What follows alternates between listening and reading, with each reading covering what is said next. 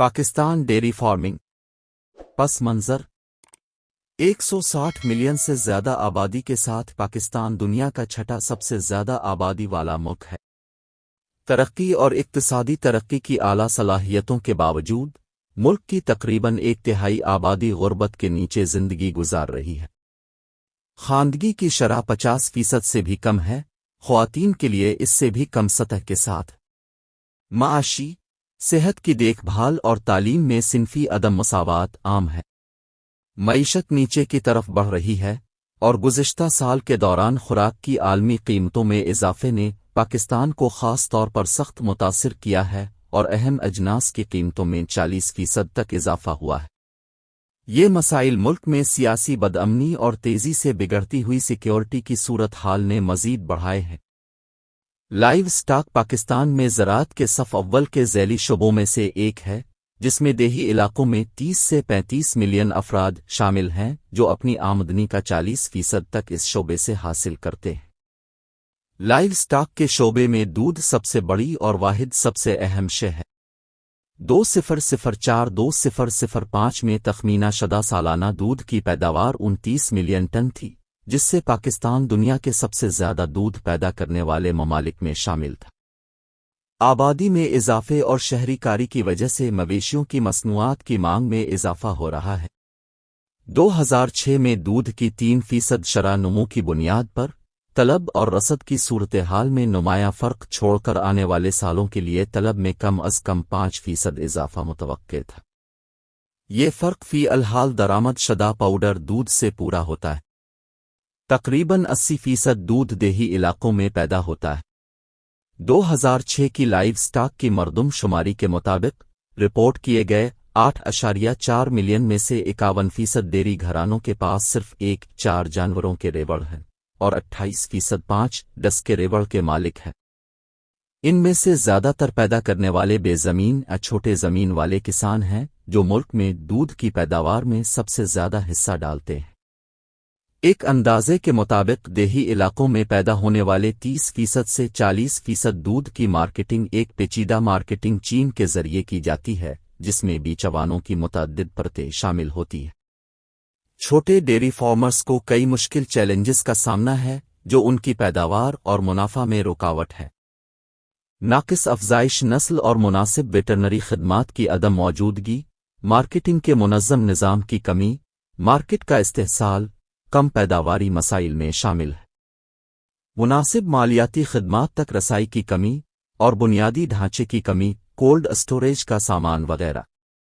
دیہی علاقوں میں چھوٹے کسان انفرادی بنیادوں پر دودھ کی پیداوار اور مارکیٹنگ کرتے ہیں، جس کے نتیجے میں فروخت کی صلاحیت محدود ہوتی ہے اور دور کی بڑی منڈیوں تک رسائی کی کمی ہوتی ہے۔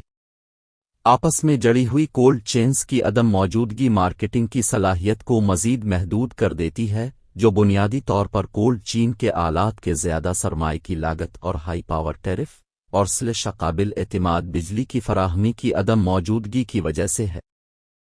ایک اندازے کے مطابق کچھ علاقوں میں کولڈ سٹوریج کی سہولیات کی عدم دستیابی کی وجہ سے دودھ کی کل پیداوار کا 15% سے 20% ضائع ہو جاتا ہے۔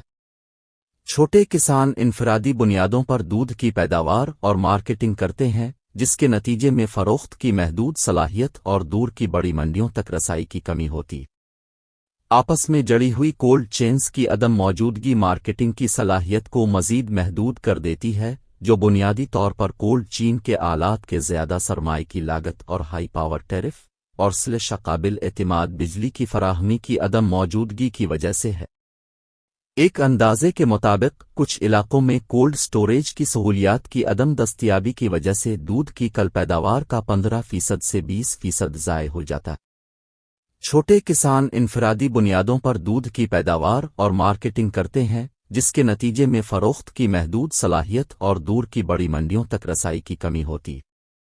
آپس میں جڑی ہوئی کولڈ چینز کی عدم موجودگی مارکیٹنگ کی صلاحیت کو مزید محدود کر دیتی ہے، جو بنیادی طور پر کولڈ چین کے آلات کے زیادہ سرمائے کی لاگت اور ہائی پاور ٹیرف اور / قابل اعتماد بجلی کی فراہمی کی عدم موجودگی کی وجہ سے ہے۔ ایک اندازے کے مطابق کچھ علاقوں میں کولڈ سٹوریج کی سہولیات کی عدم دستیابی کی وجہ سے دودھ کی کل پیداوار کا 15% سے 20% ضائع ہو جاتا ہے۔ نصیر آباد، جعفر آباد اور جھل مگسی کے اضلاع بلوچستان کے شمال مشرقی کنارے پر پنجاب اور سندھ کی سرحد سے متصل ہیں اور یہاں تقریباً 1,50,000 خاندان آباد ہیں۔ بلوچستان کے زیادہ تر بنجر اور ناہموار علاقے کے برعکس یہ علاقہ 2 بڑی نہروں سے سیراب ہوتا ہے۔ علاقے میں ذریعہ معاش کا بڑا ذریعہ فصلوں پر مبنی زراعت اور دودھ کی پیداوار ہے۔ تاہم ایک اندازے کے مطابق 75% سے زیادہ کھیتی باڑی قبائلی سرداروں اور ان کے قریبی خاندان کے افراد کی ملکیت ہے اور کسانوں کی ایک بڑی اکثریت کرایہ دار کے طور پر کام کرتی ہے۔